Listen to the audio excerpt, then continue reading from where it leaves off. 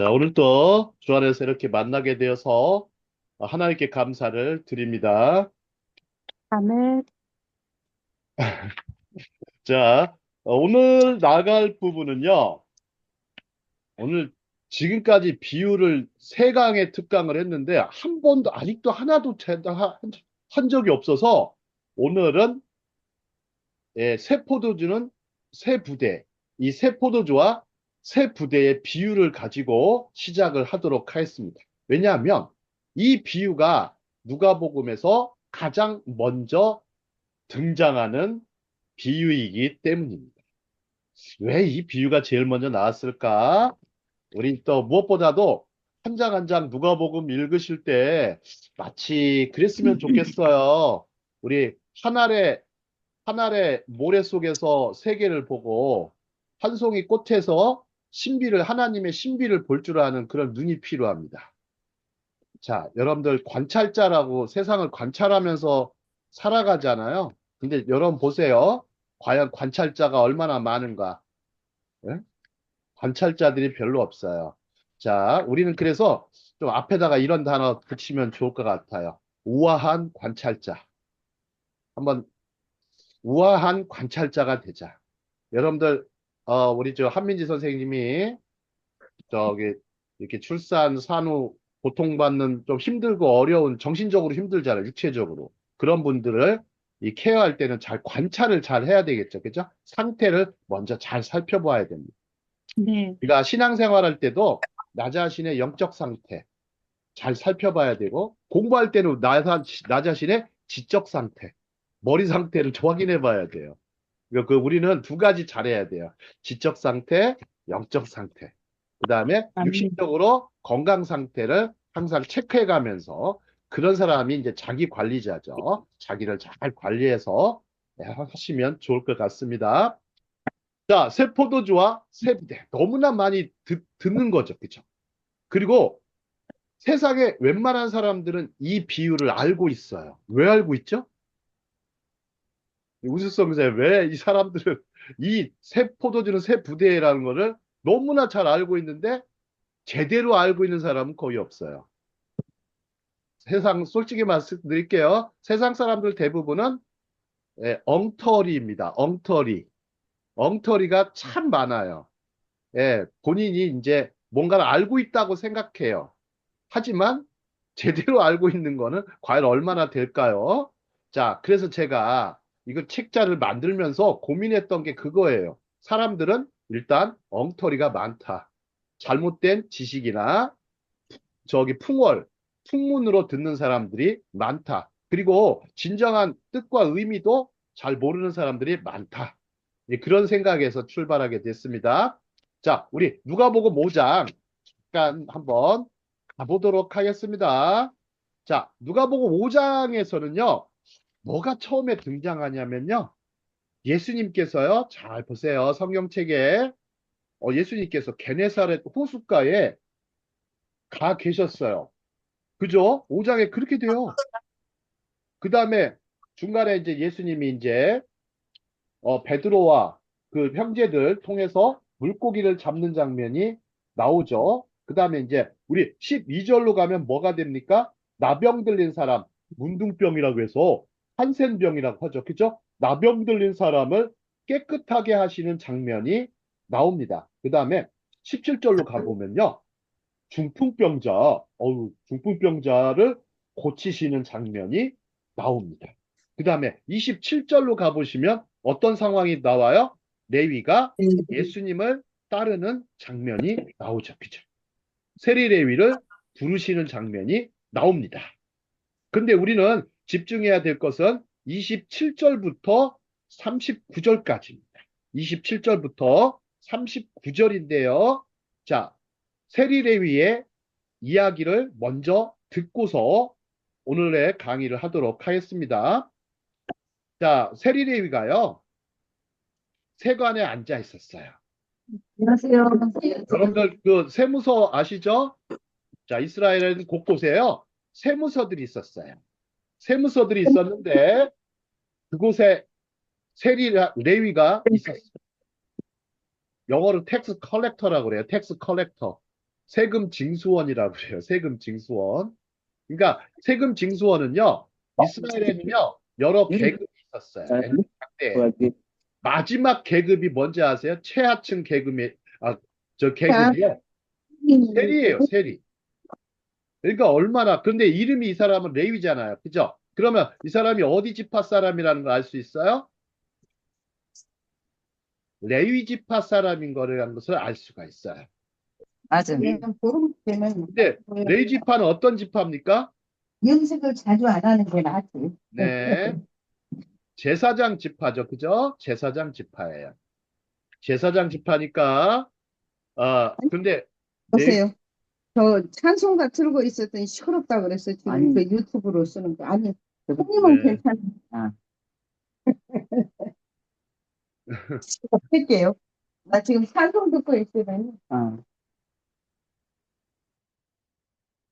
자, 네. 좋습니다. 뭐, 중간에 뭐 잡음이 날 수 있어요. 자, 이제 세리 레위는요, 어떤 자부심이 굉장했던 사람인데, 이상하게 세관원이 됐어요. 왜 그랬을까요? 이거는 마치요, 뭐가 되냐면, 목회자가요, 길거리에서 장사하는 거랑 똑같은 거예요. 선교사가요, 선교는 안 하고 뭐를 하는 거예요. 그냥 저기 동네에서 사람들 돈을 뜯어내는 인생이 된 거예요. 무슨 얘기인지 아시겠죠? 그러니까 얼마나 비참했을까요? 그 내면이. 그러니까 예수님께서 많은 말씀도 안 하세요. 27절에 뭐라 그래요? 딱 한 말씀만 던져요. 나를 따르라. 나를 따라. Come follow me. Come follow me. Follow Jesus. 나를 따라라. 예수님을 따라가라. 그가 28절에 어떻게 됩니까? 그가 모든 것을 버리고 일어나 따르니라. 이 대목에서 참 대단한 것 같아요. 아니 갑자기 세관에 앉아 있다가요. 다 버리고 나가요.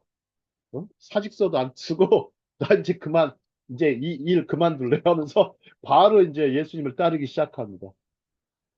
자, 그다음에 이 레위가요. 예수님을 위해서 자기 집에서 큰 잔치를 벌렸어요. 아마 이 큰 잔치 벌이려면요. 레위가요. 부자였다라는 걸 알 수가 있어요. 그럼 이 세리 레위가 원래 어떤 사람이에요? 여러분들 복음서에 누구죠? 맞춰보세요. 세리 레위가 마태예요, 마태. 세리 마태예요. 여러분들 마태가 그러니까 이 세리 레위는요, 이 마태예요, 마태. 근데 이 사람이 정확하게 뭐 여기서는 이름을 밝히지 않고 있죠. 그래서 큰 잔치를 하니 세리와 다른 사람이 많이 함께 앉아 있는지라. 자, 이제 바리새인과 그들의 서기관들이 제자들을 비방했어요. 뭐라고 비방했죠? 30절. 어찌하여 세리와 죄인과 함께 먹고 마시느냐 그랬어요. 그러니까 예수님이 31절, 32절에서 뭐라고 말씀하십니까? 자, 예수께서 대답하여 이르시되 건강한 자에게는 의사가 쓸데없고 병든 자에게라야 쓸데있나니 내가 의인을 부르러 온 것이 아니요 죄인을 불러 회개시키러 왔노라 이렇게 하셨어요. 여러분들 정말 예수님 말씀 상식적으로 맞죠? 그죠? 건강한 자에게는 의원이 쓸데없어요. 자, 그런데 병든 자에게라 쓸데있다. 근데 이게 재밌는 단어를 썼어요. 의인하고 건강한 사람, 그 다음에 병자와 죄인을 이렇게 대비시키셨어요. 예수님께서. 대비시키셔서 죄인을 불러 회개시키러 왔노라. 예수님이 오신 목적이 뭔지 아세요? 여기서 딱 등장하잖아요. 그죠? 일단은 병자를 고치시고 그 다음에 또 뭐예요? 죄인들을 불러 회개케 하시는 거예요. 그러니까 예수님의 중점적인 사역 중에 하나가 뭐예요? 하나는 치유 사역. 두 번째는 뭐예요? 죄사함의 그죠? 죄사함의 선포, 복음을 전하는 것이죠. 그죠? 두 가지가 있어요. 그래서 하나님의 교회에서 우리 교회에서는요. 이 두 가지를 중점적으로 해야 돼요. 우리 병 낫기를 위해서 기도를 많이 해야 되겠죠. 그죠? 예, 그 다음에 사람들의 영혼의 구원을 위해서 또한 간절히 복음을 전해야 하겠습니다. 그때 33절에 볼까요? 자, 그들이 예수께 말하되 요한의 제자는 자주 금식하여 기도하고 바리새인의 제자들도 또한 그리하되 당신의 제자들은 먹고 마시나이다. 아마 그때가 금식할 때였어요. 금식할 때였는데 아마 그랬었는데 여러분들 보세요. 성경에 금식하라고 한 날이 한 날밖에 없어요. 원래는. 어떤 날이 금식하는 날일까요? 성경에는 유일하게요. 한 날은 온전한 금식을 해야 될 날이 있어요. 금요일. 아닙니다. 그거는 우리 기독교 전통이에요. 그거는.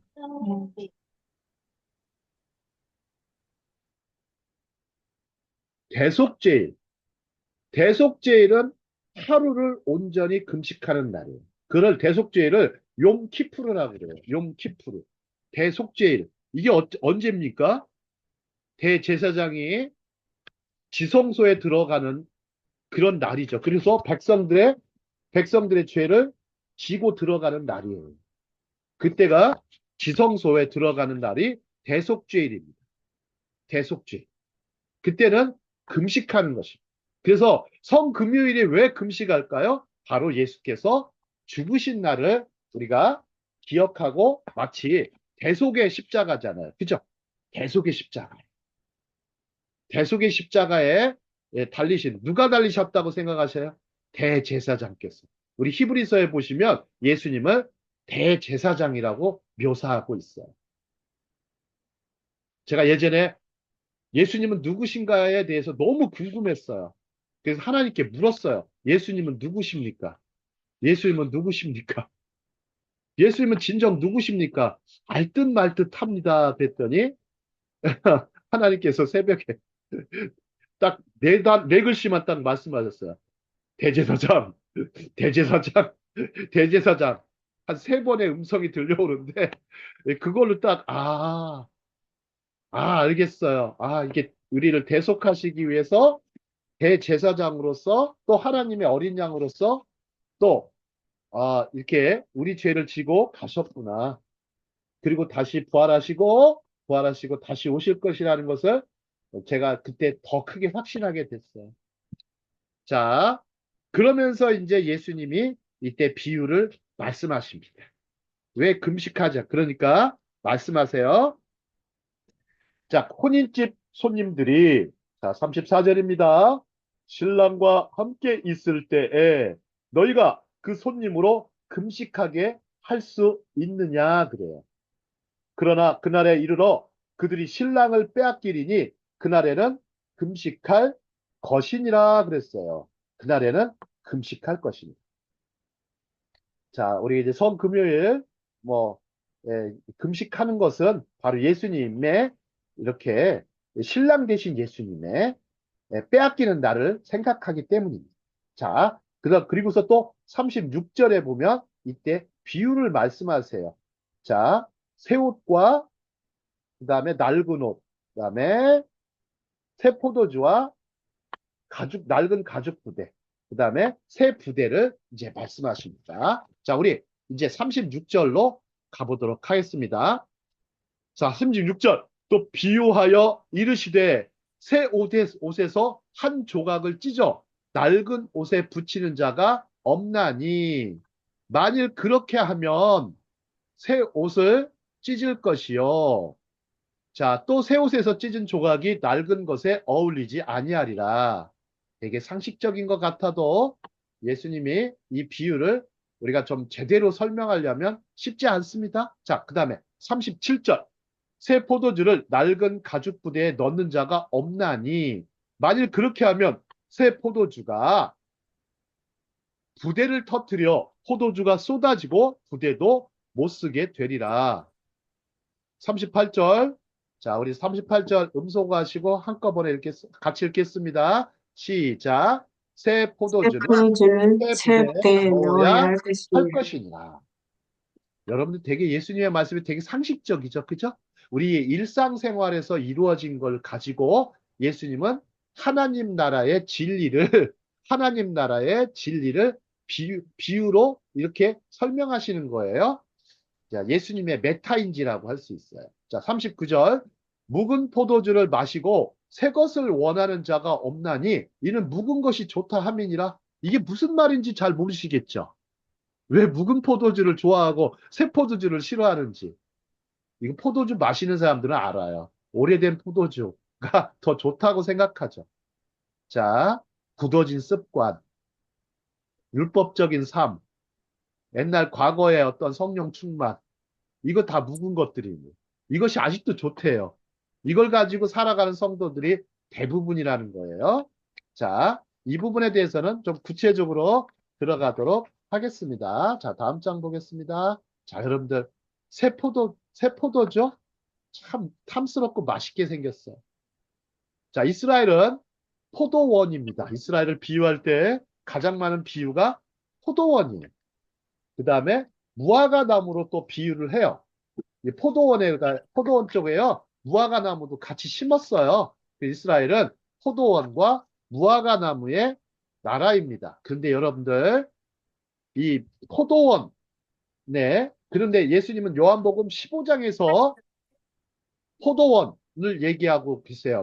농부 되신 하나님. 그 다음에 그 포도나무가 되시는 예수님. 그 다음에 포도나무의 가지가 되는 제자들과 어떤 성도들을 이렇게 말씀하셨는데, 이것도 일종의 비유죠.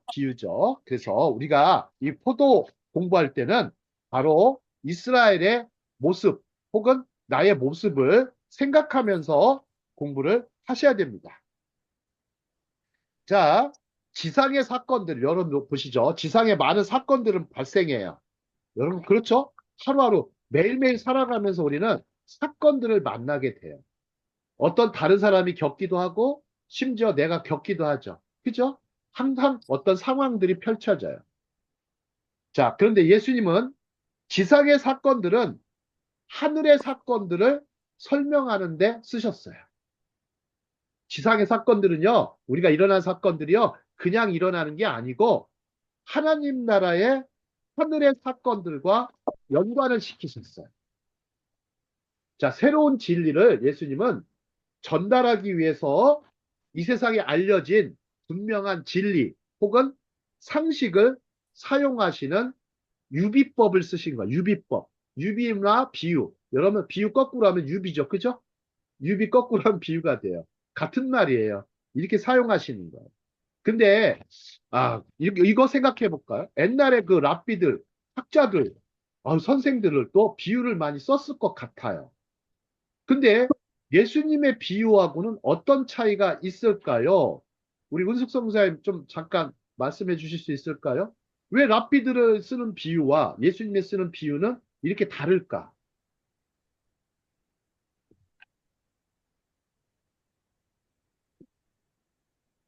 자, 우리 은숙 목사님, 뭐 제일 그래도 지성과 미모를 갖추신 분이셔서 사람들이 웃어요. 예. 자, 한번 말씀해 주시죠. 혹시 뭐 왜 랍비들은 왜 비유와 예수님의 비유의 큰 차이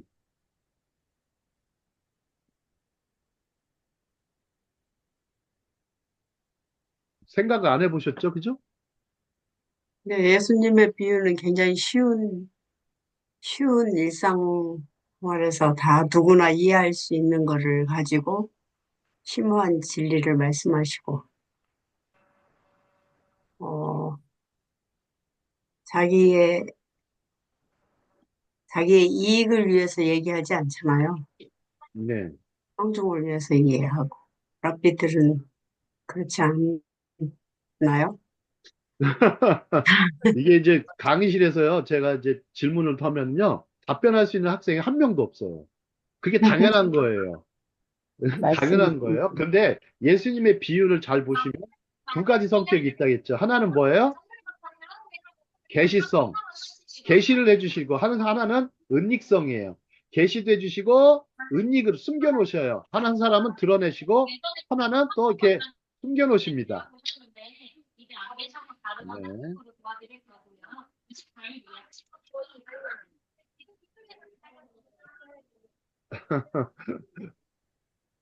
자, 음.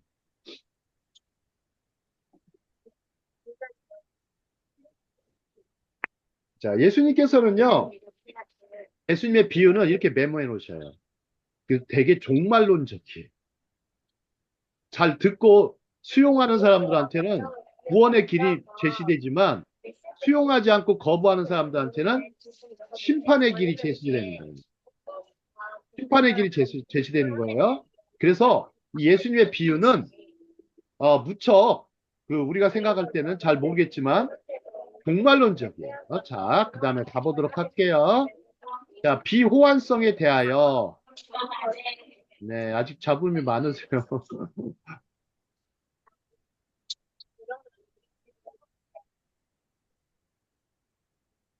잠깐만요. 누가 이렇게 하시는지.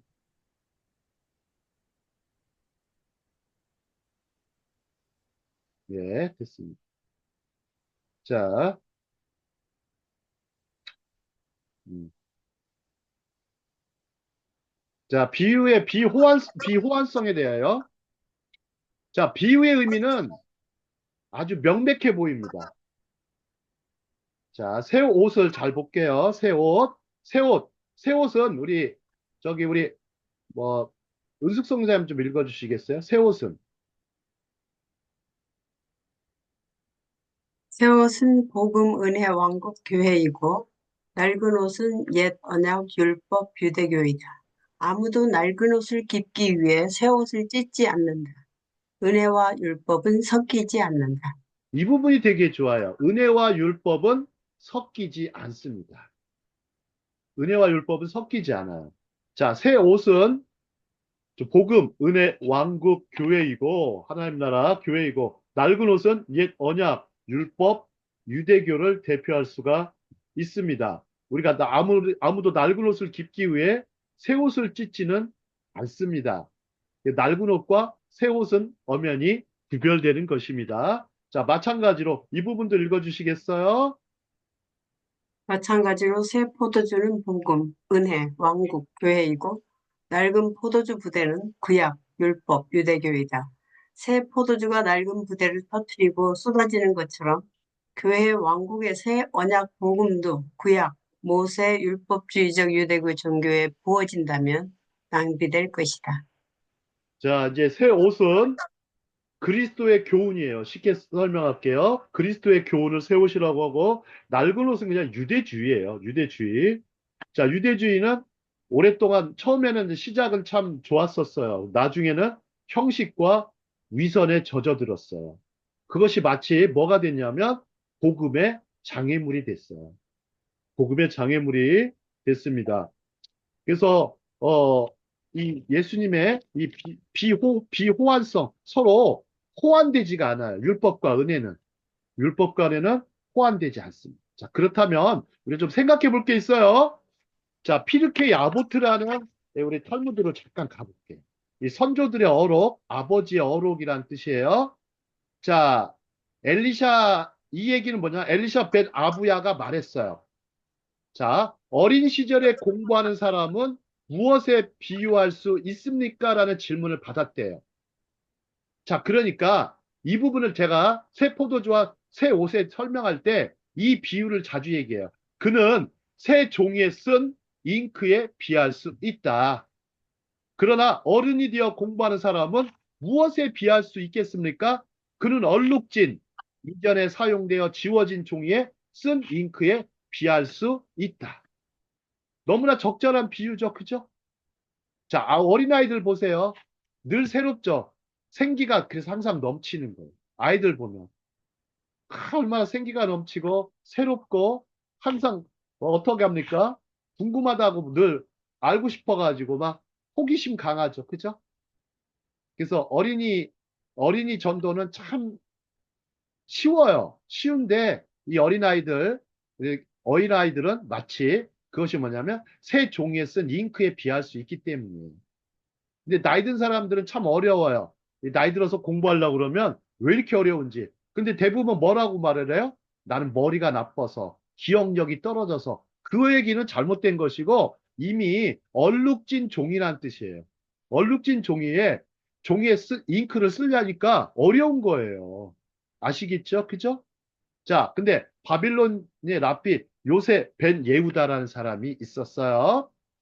자, 어린아이에게 배우는 사람은 무엇에 비할 수 있겠습니까? 했는데 그는 익지 않은 포도를 먹고 발효되지 않은 와인을 통해서 마시는 사람에 비할 수 있습니다. 자, 여기 여러분들 보세요. 예수님의 비유가 그냥 나온 게 아니에요. 그 당시에 알려진 이런 탈무드 이야기나 혹은 이런 어떤 비유들이 있었어요. 그죠? 있었어요. 그래서 어린아이 비유하는 거 보세요. 익지 않은 포도를 먹고 발효되지 않은 와인을 통해서 마시는 사람에 비할 수가 있다. 참 너무나 교육적인 말이죠. 그죠? 그러나 노인에게 배우는 사람은 무엇에 비할 수 있겠습니까? 그는 익은 포도를 먹고 오래된 와인을 마시는 사람에 비할 수가 있다. 랍비 메이르는 말했습니다. 용기에 주의를 기울이지 말고 그 안에 있는 것에 주의를 기울이라. 여러분들 새 부대가 아니더라도 그 안에 들어있는 새 포도주면 새 포도주 혹은 오래된 포도주면 오래된 포도주에 주의를 기울이란 말이에요. 오래된 와인으로 가득 찬 새 용기가 있고 여기 새 와인조차 들어있지 않은 오래된 용기가 있다. 그렇죠, 그죠? 나이가 들어도요 새 부대가 될 수가 있어요. 그죠? 그렇습니다. 새 포도주. 왜요? 거듭나면 되는 거예요. 거듭나지 않으면 새 포도주가 새 부대 속으로 들어갈 수가 없죠. 새 부대가 되도록 우리가 기도를 하셔야 돼요. 응? 늘 새롭게. 여러분 보세요. 매일매일 새로운 날이 오죠. 그죠? 매일매일 새로운 날이 오는데 왜 우리는 새로워지지 않을까요? 응? 그 이유는 뭘까요? 아직도 과거에 발목 잡혀 살아가고 있기 때문이에요. 과거 지향성, 이 라이프를 살고 있기 때문에. 네, 그렇습니다. 그런 사람 참 많이 봤어요. 그런 사람들. 어제도 누구랑 통화를 하는데요.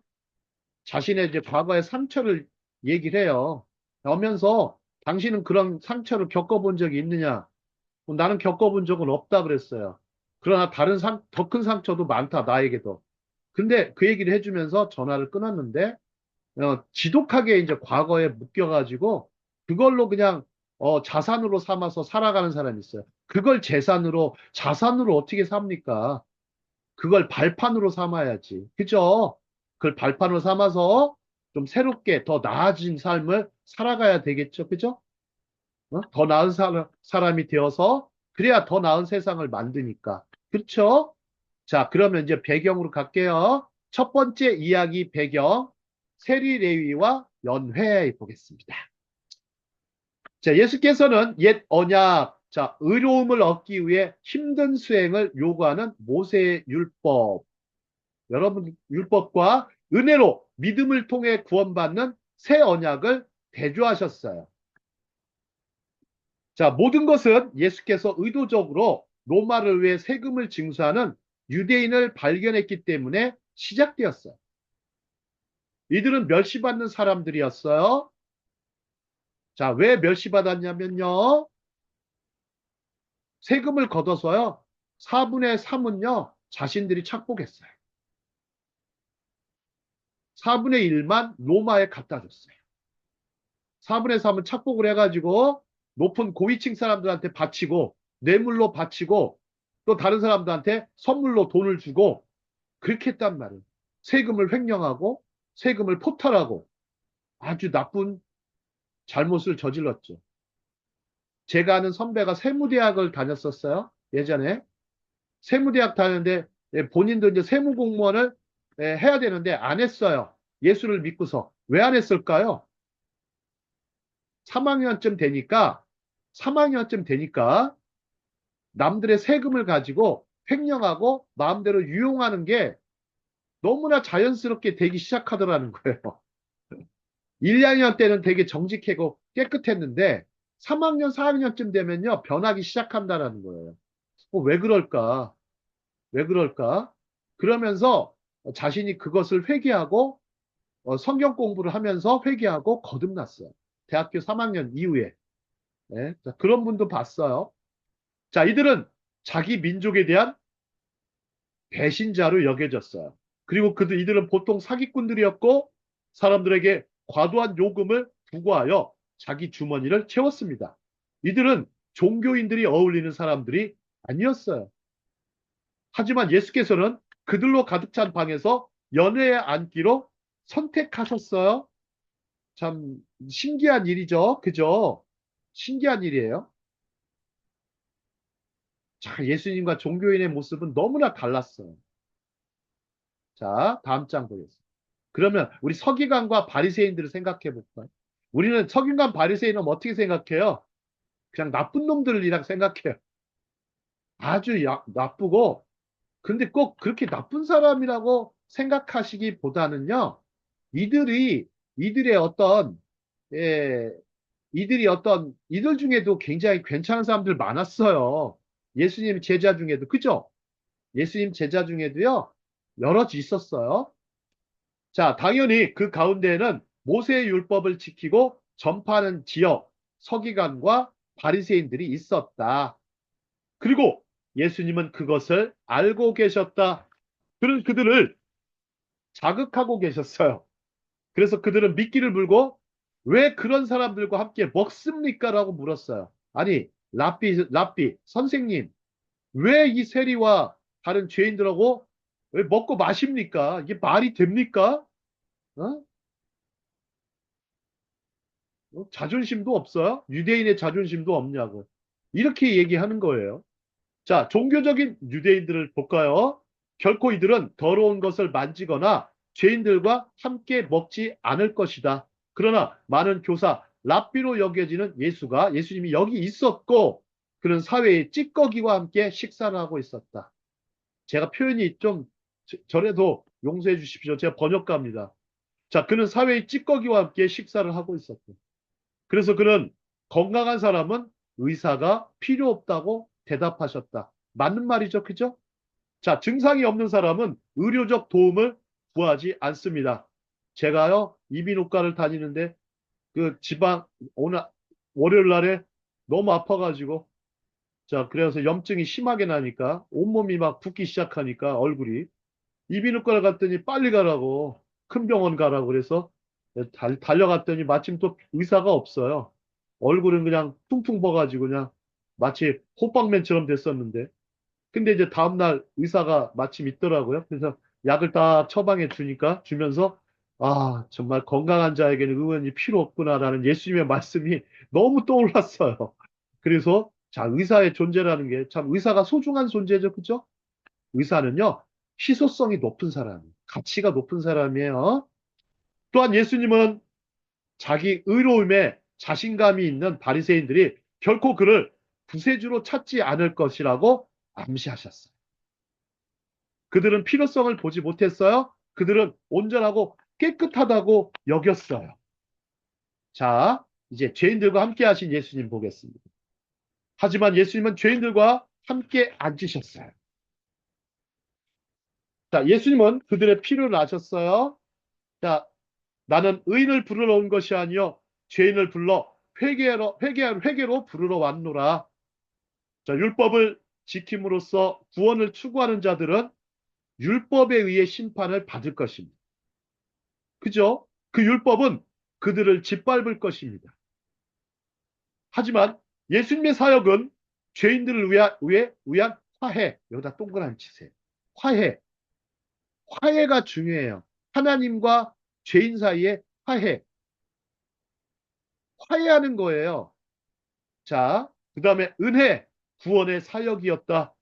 그는 그들의 비참한 처지와 그들과 하나님의 거룩한 심판 사이에 중재자가 절실히 필요하다는 것을 깨달은 사람들을 부르러 오셨다. 예수님께서 중보자로 오셨지 않습니까? 그죠? 마치 이것은 다리의 역할이에요. 건너갈 수 없는 사람을 건너가게 해주시는 다리의 역할이에요. 예수님의 십자가는 다리입니다. 죄인들이 건너갈 수 없는 그 사망의 강, 죽음의 강을 건너갈 수 있게 하시는 십자가의 은혜입니다. 십자가는 다리입니다. 그리고 통로입니다. 그래서 우리가 어떻게 해야 돼요? 크로스 오버. 우리가 6월절이잖아요. 요즘에. 그죠? 그렇죠? 유월절이잖아요. 유월절은 뭡니까? 패스오버. 십자가 안에 넘어가는 사람은 십자가 이후에는 크로스오버. 우리가 패스오버와 크로스오버를 하는 사람이에요. 패스오버와 크로스오버. 우리의 구원은요, 행위가 아닌 믿음으로만 구원받는 것입니다. 우리 구원은 우리의 낡아진 그것으로 구원받는 것이 아니고 새로운 예수님의 복음으로 구원받는 것입니다. 그렇죠? 좀 전에 율법과 은혜는 서로 섞일 수 없다고 그랬습니다.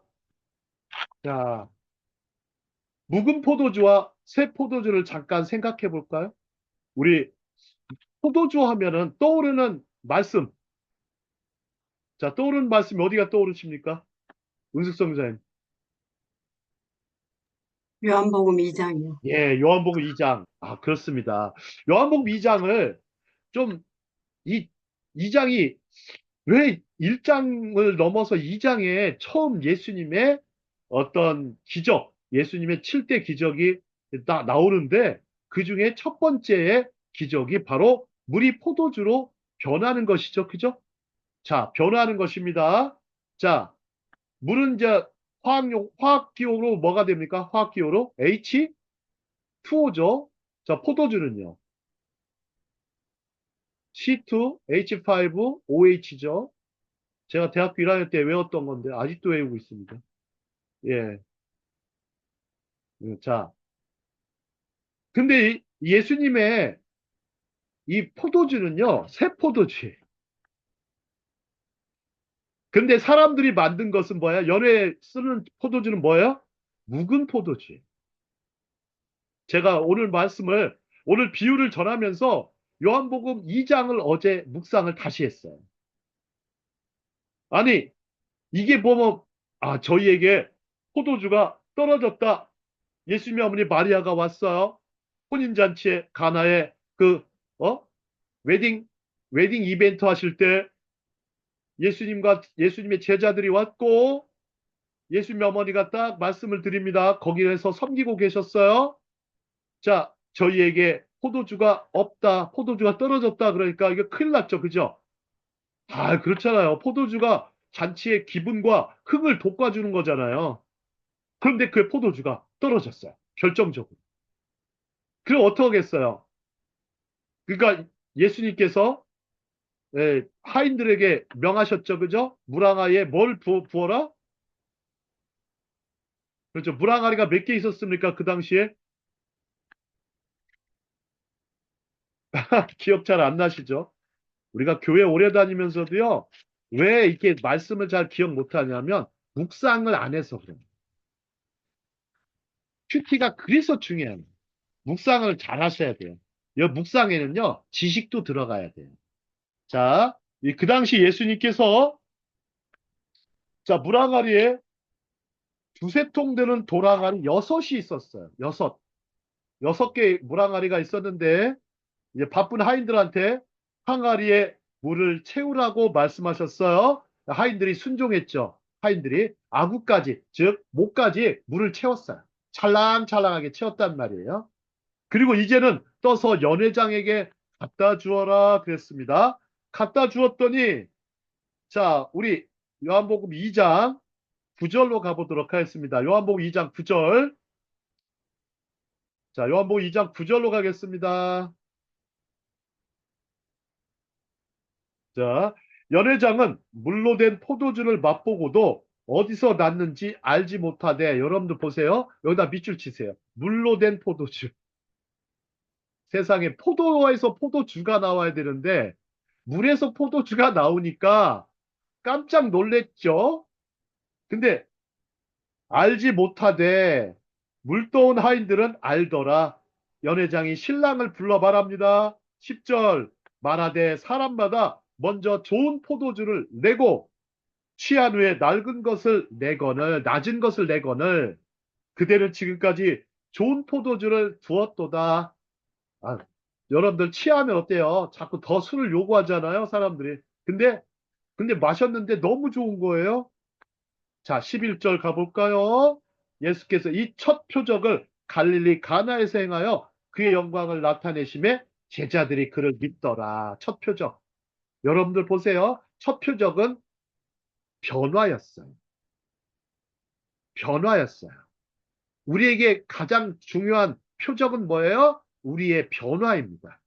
영적인 변화, 우리의 또 신령한 변화, 또 하나님 나라에 대한 발견, 또 구원의 역사의 시작, 그것이 중요한 것이죠.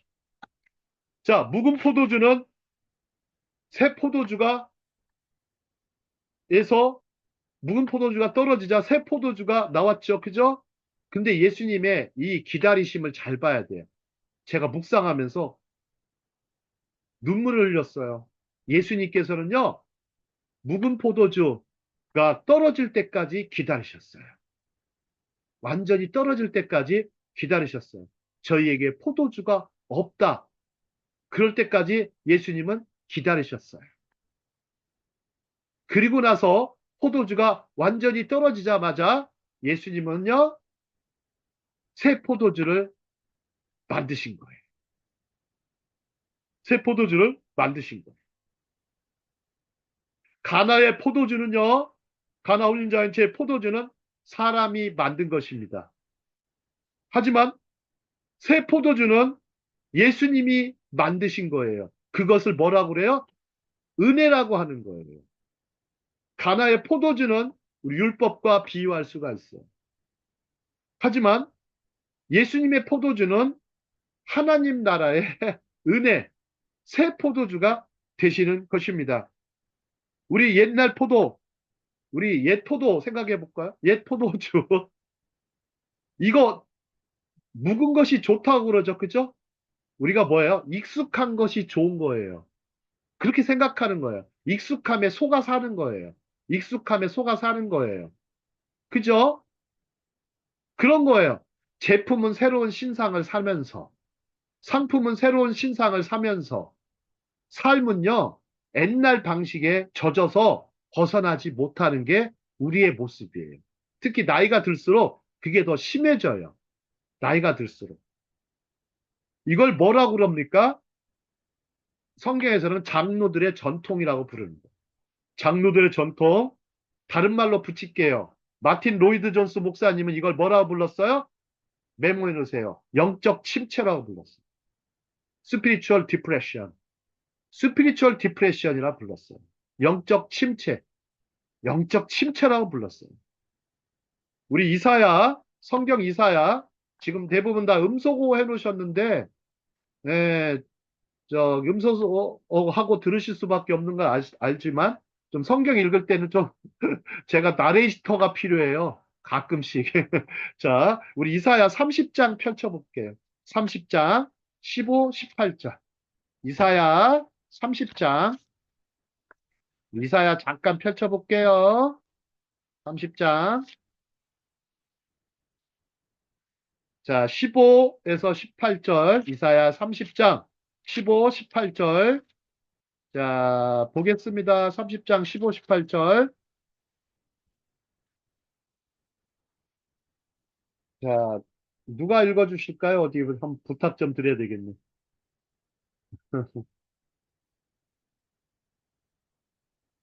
우리 한민지 선생님 한번 읽어주실 수 있겠어요? 민지쌤께서. 어렵죠? 어, 네, 제가 읽겠습니다. 네.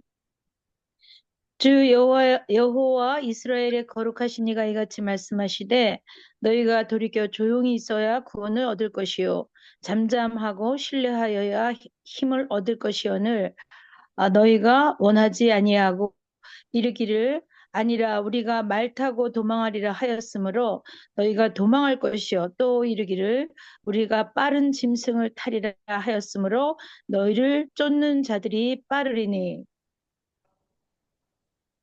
그다음에 17, 맞나요? 18절까지. 예. 10절 18절. 한 사람이 꾸짖은즉 천 사람이 도망하겠고 다섯이 꾸짖은즉 너희가 다 도망하고 너희 남은 자는 겨우 산꼭대기에 깃대 같겠고 산마루 위의 기치 같으리라 하셨느니라. 그러나 여호와께서 기다리시나니 이는 너희에게 은혜를 베풀려 하시며 일어나시리니 이는 너희를 긍휼히 여기려 하심이라. 대저 여호와는 정의의 하나님이심이라. 그를 기다리는 자마다 복이 있도다. 네. 자, 우리 잘 보십시오. 자, 예수님께서는 포도주가 떨어질 때까지 기다리셨어요. 자, 근데 사람들을 보세요. 사람들 보면 우리 16절, 지금까지 15절, 우리 이사야 강해를 교회에서 하지는 않습니다. 신학교에서도 하지도 않고, 우린 단순히 성경을 읽기만 하는데, 이거를 이해시켜 줄 수 있는 사람이 없잖아요. 그래서 제가 이런 거 하면서 가르쳐 줄 때, 여러분들 잘 메모해 놓으시고, 이 부분, 이런 부분이 있었어? 하면서 여러분들, 좀 놀라워하시면 좋을 것 같아요. 자, 보세요. 15절 보니까, 거룩하신 이가 이같이 말씀하시되, 너희가 돌이켜 조용히 있어야 구원을 얻을 것이요. 잠잠하고 신뢰하여야 힘을 얻을 것이거늘 너희가 원하지 아니하였다 그랬어요. 자, 말 타고 도망하겠다. 막 자꾸만 도망가요. 멀어지고 주님께로부터 멀어지고 또 심지어요 빠른 짐승을 타리라 하면서 하나님께로부터 멀어졌어요. 자, 그런데 이런 사람들은 어떻게 돼 버려요? 어떻게 돼 버려요? 뭐 그냥 끝이 너무 안 좋아요. 그죠? 그러나 여호와께서 기다리시리니 어떻게 돌아오기를 기다리시리니 이는 너희에게 은혜를 베풀려 하시며 아시겠죠? 참 자, 일어나시리니 또한 너희를 긍휼히 여기려 하심이라. 대저 여호와는 정의의 하나님이시라. 그를 기다리는 자마다 복이 있도다. 아멘입니까? 자, 우리 새 포도주 다 떨어질 때까지 기다리시는 그 예수님. 우리를 참고 인내하시는 어떤 그리스도의 모습을 우리는 여기서 발견할 수가 있습니다. 우리 한 절 더 볼까요? 제가 뭐 이왕 뭐 성경 선생이니까. 자, 고린도 후서 12장 9절. 자, 고린도 후서 12장 9절 보겠습니다. 자, 고린도 후서 12장 9절. 자, 9절. 우리 은숙 성교사님 읽어주시겠어요? 고린도 후서 12장 9절.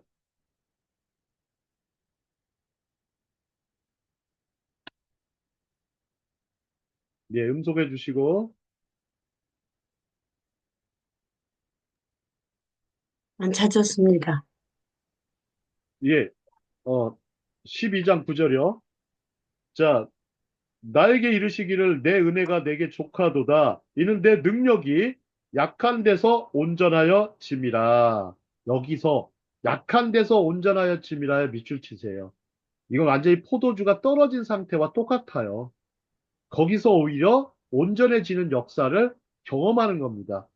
그러므로 도리어 크게 기뻐함으로 나의 여러 약한 것들에 대하여 자랑하리니 참 이렇게 부족한 것, 없는 것을 자랑합니다. 이걸 들고 나오는 거예요. 하나님 앞에 이렇게 나오는 거예요. 자랑하리니 이는 그리스도의 능력이 내게 머물게 하려 함이라. 여러분 보세요. 약할 때 강함 된다. 우리 찬양은 그렇게 하는데 이거 이해 잘 못해요. 제가 그거 잘 알아요. 찬양은 참 좋아해요. 네? 낮은 데서 높아진다고 그러는데 정확하게 본 뜻을 알고 있냐고요. 영적 이해를 하고 있냐고요. 아니면 지적으로도 좀 알고 있냐고요. 그거 아니거든요. 그냥 겉핥기가 많으니까 제가 아까도 얘기하죠. 대부분 다 엉터리라고. 저도 엉터리지만, 예, 저는 조금 그나마 좀 괜찮은 엉터리예요. 예, 여러분들은 모르겠어요. 좀 덜 떨어진 엉터리인지 모르겠지만 엉터리가 많습니다. 저는 수시로 엉터리 같은 사람이라고 자주 얘기해요. 예, 남들은 뭐 랍비라고 불러주더라고 어떤 분은 뭐 그렇긴 하지만 자 이제 영적 침체에 벗어나려 영적 침체 축 빠졌을 때가 오히려요 빠졌을 때 오히려 그것이 온전하여지는 역사로 이루어질 수 있어요.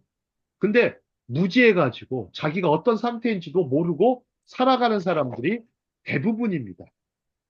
자, 사도 바울은 이를 너무나 잘 알고 있었어요. 내 은혜가 내게 족하다. 내 은혜가 내게 족하다. 다른 것은 필요 없다. 다른 복음은 필요 없다. 아, 얼마나 이 율법주의자 바울. 근데 율법주의자에서 이제 뭐가 됐습니까? 은혜주의자가 됐죠. 그죠?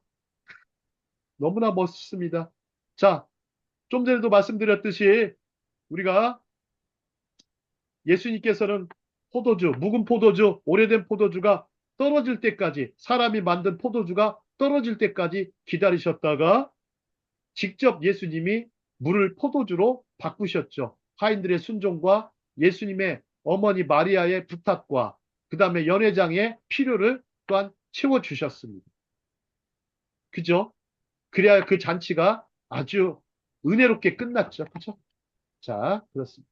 자, 그러면 과연 또 다른 생각을 해봤어요. 제가 이 책자를 만들면서 어부와 세리는 과연 성경을 모를까?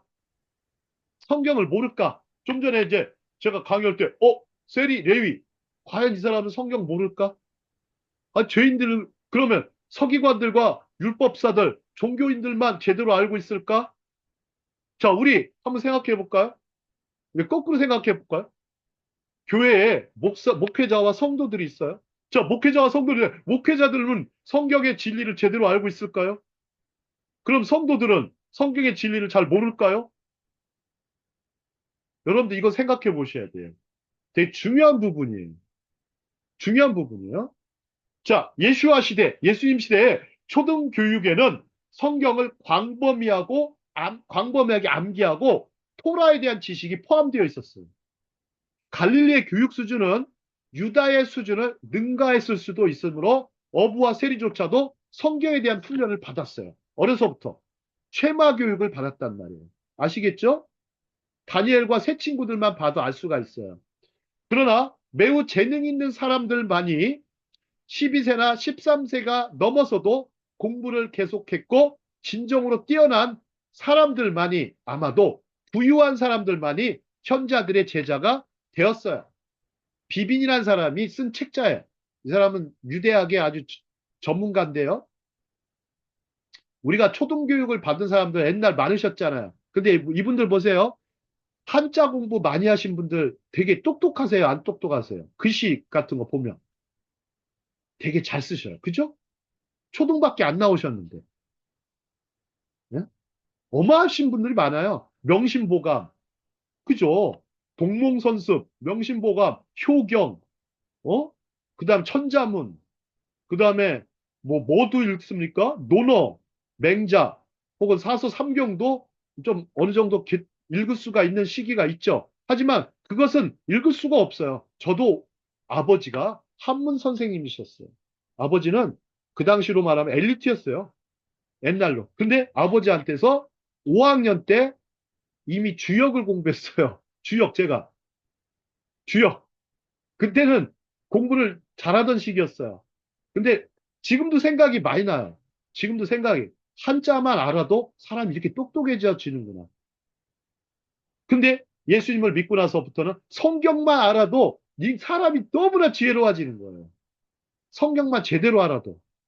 그죠? 여러분들 그렇습니다.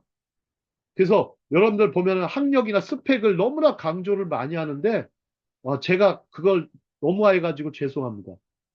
학력이나 스펙보다 중요한 것은요. 이 사람이 어떤 하나님을 사랑하고 주의 교회와 주의 복음 역사를 사랑하고 사랑으로 섬기는 그 모습이지 성경 지식을 많이 알고 있다. 뭐 이거는 아니에요.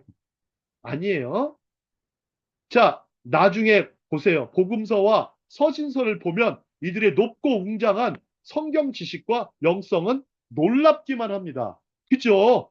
놀랍기만 합니다. 사람 낚는 어부들 보세요. 아니, 물고기 잡는 인생에서 사람 낚는 어부. 그러니까 얼마나, 많이 해야 돼. 사람에 대한 연구를 많이 해야 되겠죠. 그죠? 참, 예수님 덕분에, 예수님 덕분에 정말 쓸모없는 사람이 쓸모 있는 사람으로 변화받은 거예요. 맹숭맹숭한 물과 같은 사람들이 정말 맛깔나는, 빛깔나는 포도주가 된 것입니다.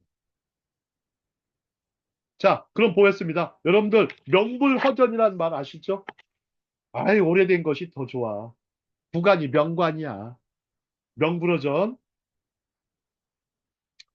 자, 옛날 것이 좋다 그러죠. 자, 피르케 야보트를 다시 한번 읽어보도록 하겠습니다. 자, 예수님의 말씀 볼까요? 누구든지 묵은 포도주를 마신 후에 새 포도주를 원치 아니하노라. 그죠? 이는 그가 묵은 것이 좋다고 말하기 때문이라.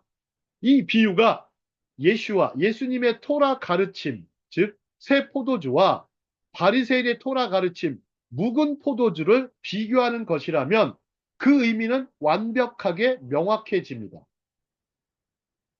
이미 볼까요? 옛날에요. 요하난이라는 사람이 있었어요. 랍비 요하난의 지도 아래 바리새인들은요. 토라, 즉 모세 오경을 공부하고 그러한 전통과 모델에 따라 해석하는 법을 배운 제자들은 새로운 접근 방법에 관심이 없을 가능성이 크죠. 학파를 형성해가지고, 그죠? 그런 사람들은 다른 새로운 학파가 등장하면요. 싸우기만 해. 대립을 자꾸 해요. 그럴 수밖에 없어요. 학계가 그래야 안 그래요. 정당도 그래야 안 그래요. 재계도 마찬가지. 뭔가 세력을 형성하면 다른 세력과의 싸움은 불가피해요. 그렇잖아요. 요즘 우리나라 대한민국이 그렇잖아요. 이념 논쟁에 빠져 있고 양당 간에 계속 전쟁을 치르죠. 정치 전쟁. 막 소모전을 치르고 있어요. 소모전. 네. 저는 뭐 그거를 쳐다보는 입장이긴 하지만